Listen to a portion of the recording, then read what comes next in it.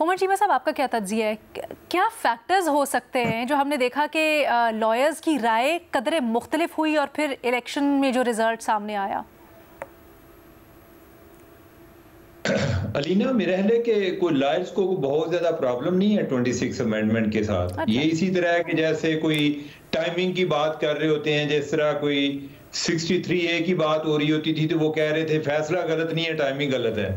इसी तरह जो 26वीं आईनी तरमीम है, इसके हवाले से कई लॉयर्स जो हैं उनका ख्याल था कि इसमें जजेस जो हैं इनका सिस्टम अकाउंटेबिलिटी का बेहतर होना चाहिए। लेकिन ये है कि चूंकि टाइमिंग किसको सूट कर रही है वो उस लिहाज से उसको अप्रिशिएट कर रहा था, जिसको नहीं सूट कर रही थी वो अप्रिशिएट नहीं कर रहा था, तो ऐसा कोई प्रॉब्लम है नहीं। और फिर ये जो तहरीक की बातें चल रही थी, तहरीक किसने चलानी है? क्या पीटीआई ने चलानी है या पीटीआई के अलावा कोई और जमात भी है?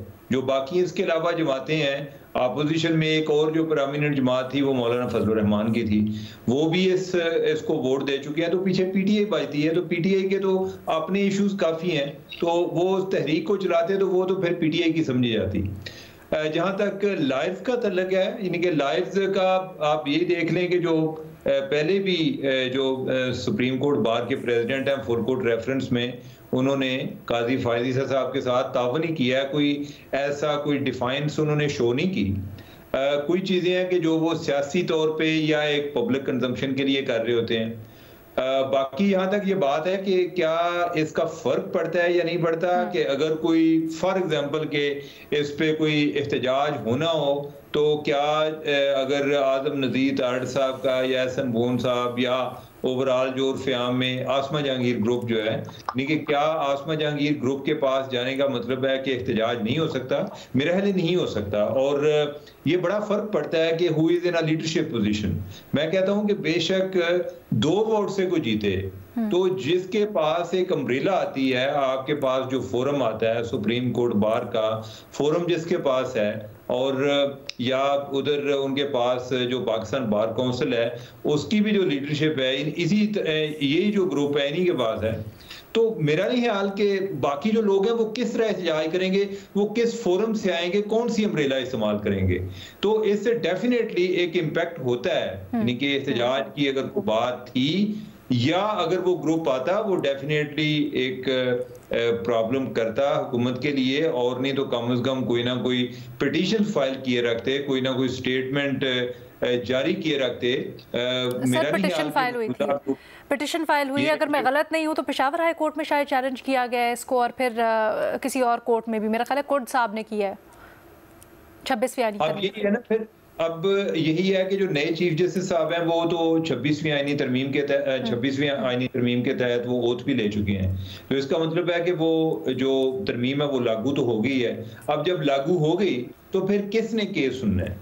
क्या पेशावर हाई कोर्ट जो है अपने मौजूदा एग्जिस्टिंग स्टेटस में सुन सकती है, या कि वो अपने बेंच का इंतजार करेंगे कि जो आईनी बेंच बनेगा, तश्कील दिया जाएगा, वो सुनेगा? तो वो पिटीशन फाइल करने से ये देखना होगा कि क्या अगर उसको पेशावर हाई कोर्ट की जो जजेस हैं वो इसको टेकअप करते हैं तो किस बुनियाद पे करते हैं। ऑल्सो ये भी कंफ्यूजिंग है ना कि जो चीफ जस्टिस है उस तरमीम के तहत जो बने हैं तीसरे नंबर के, उनको तो एक्सेप्ट कर रही है तहरीक इंसाफ, लेकिन फिर बाकी आईनी तरमीम के ऊपर तहफ़्फ़ुज़ात हैं उसको एक्सेप्ट नहीं करती।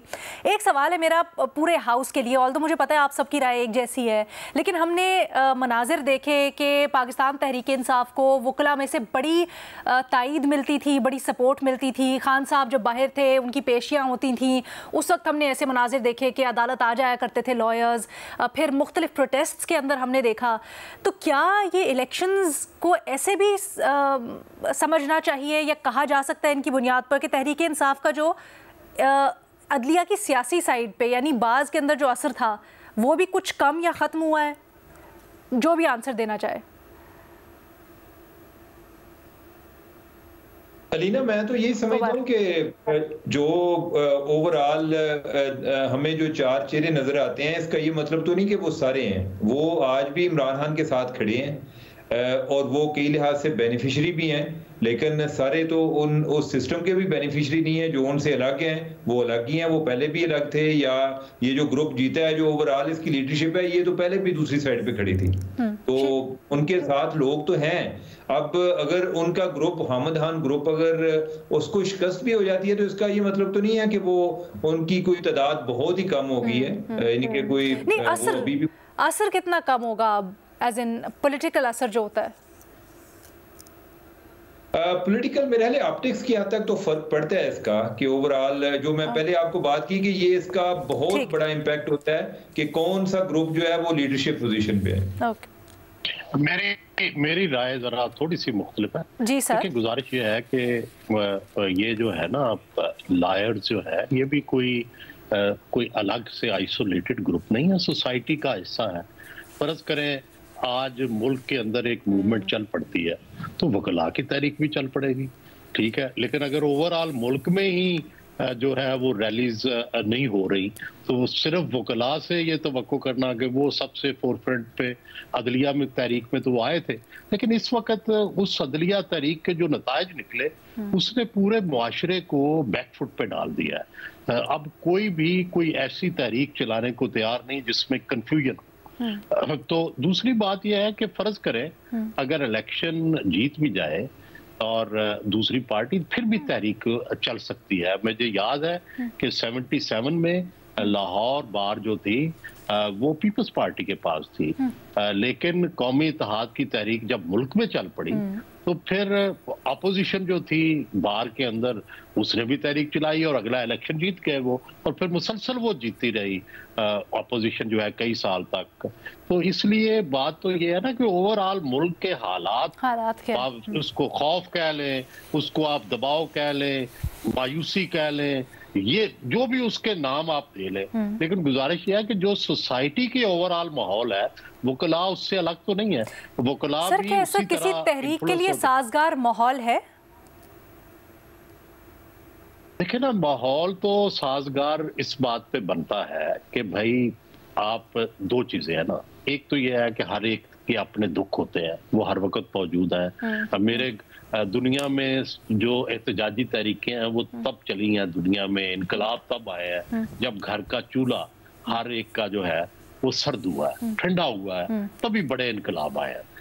दूसरी बात यह है कि जब आग मेरे तक पहुंचेगी ना, इंडिविजुअल तक, तो फिर मेरे हाथ भी जलेंगे, पांव भी जलेंगे, फिर मैं बाहर निकलूंगा।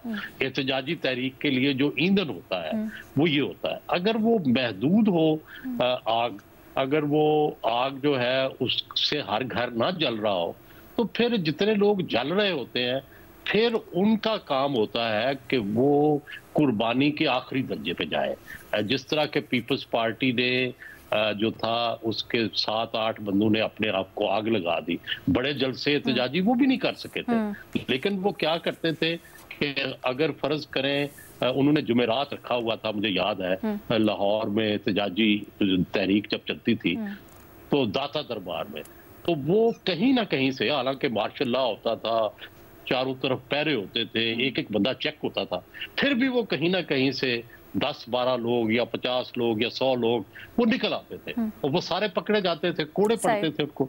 लेकिन फिर आपको एग्जाम्पल सेट करनी पड़ती है। जब सोसाइटी आपका पूरी तरह साथ न दे तो फिर आप एग्जाम्पल सेट करते हैं, फिर सोसाइटी फॉलो करती है। प्रॉब्लम ये हो रहा है कि वो एग्जाम्पल सेट करने वाले दलेर लोग छुपे हुए हैं माशाल्लाह, और वो दूसरों को कहते हैं कि आप निकलें और हम तो जनाब बड़ी सेफ प्लेस पे रहेंगे। तो इस तरह तो तहरीकें नहीं चलती ना। तहरीक चलने के लिए सबसे पहले खुद कुर्बानी देनी पड़ती।